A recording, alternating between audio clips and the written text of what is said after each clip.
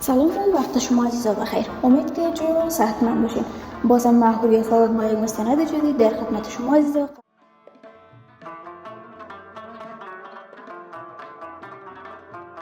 قصر تاج بیگ و یا هم قصر ملکه، تپه کوچک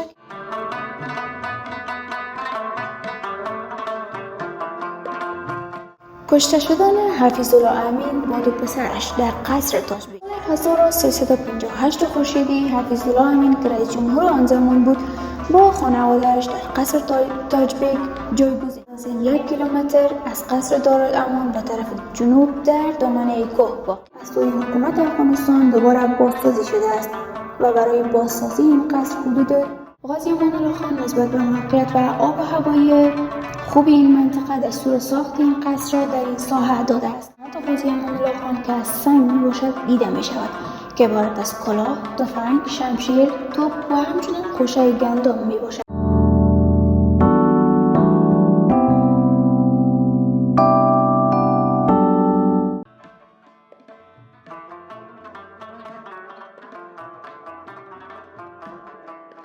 Please subscribe my YouTube channel. سلام و وقت شما عزیزا بخیر. امید که جور و صحتمند باشین.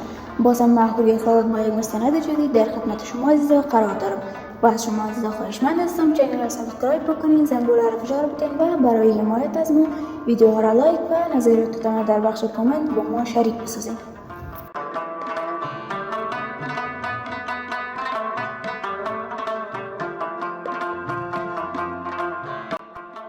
قصر تاج بیگ و یا هم قصر ملکه تپه کوچک است به فاصله تخمینی 11 کیلومتر در سمت جنوب شهر کابل که تقریباً به اندازه 1 کیلومتر از قصر دارالامان به طرف جنوب در دامنه کوه واقع است. بالای این تپه یک قصر باشکوهی در عصر امانی اعمار گردیده است که هنوز هم آثار عظیمت از آن هویدا است و به همین سبب این قصر را به نام تپه تاج بیگ یاد می‌کنند.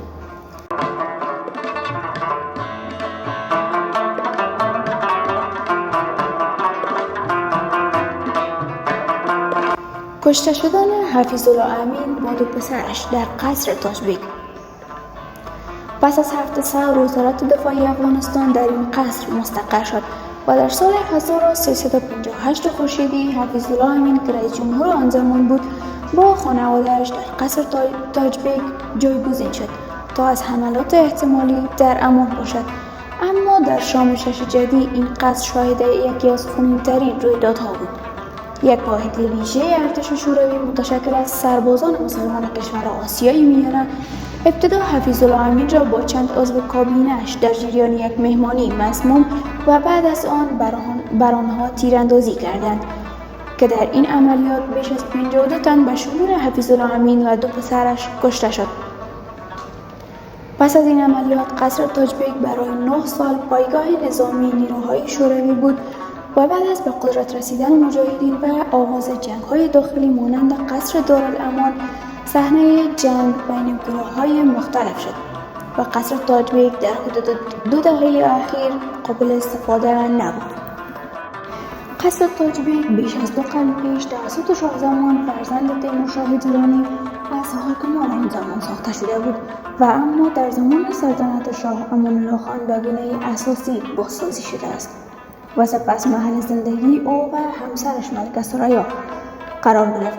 هر آنچه بر قصر دارالامان گذشته است قصر تاج بیگ نیز از سر گذرانده است. قصر تاج بیگ از جمله بناهای تاریخی افغانستان است. بالای تپه‌ای که این قصر بنا شده است از دوران قبل از اسلام الی افغانستان معاصر قصرهای زیاد بنا شده است، اما در طی جنگ‌ها و حوادث طبیعی همه آنها از بین رفتند تا اینکه در زمان شاه زمان این قصر اعمار شد و در جنگ‌های داخلی دوباره آسیب دید و تا پیش از بازسازی آن همچون یک نماد جنگ شناخته می‌شد.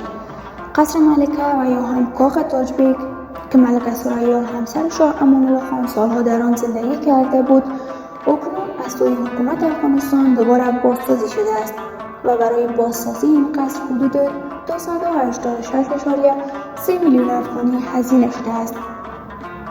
این قصر دارای سیستم مرکزگرمی، لفت و اطفای نیز می باشد. سخنگوی شرکت توسعه ملی گفته است که قصر تاج‌بیگ مکان خوب برای برنامه‌های فرهنگی و مهمانخانه‌ها خواهد بود. اطراف تپه قصر تاج‌بیگ به صورت یک پارک ساخته شده است و نواحی این تپه سرسبز می‌باشد. طبق اسنادهای تاریخی گفته شده است که بعد از قصر دارالامان بزرگترین عمارت قصر تپه تاج‌بیگ در آن زمان بوده است که به یک زیبایی خاص اعمار شده و مورد توجه بیشترین سیاحان قرار گرفته است.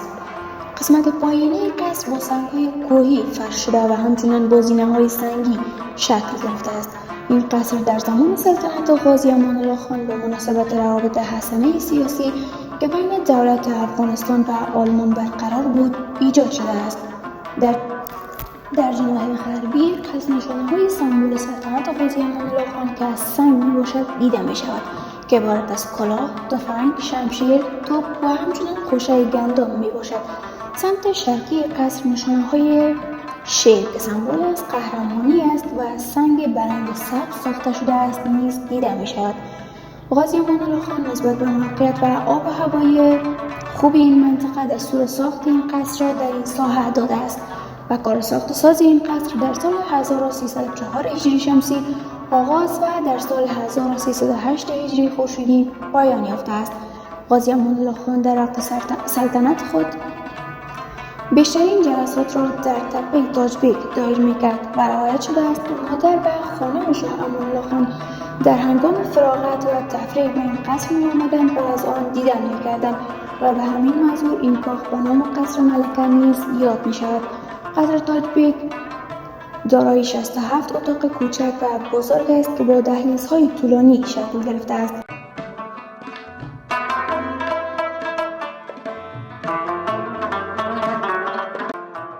تا مستند بعدی که بازم محهوری و سادات در خدمت شما قرار میگیرم. خداوند نگهدار.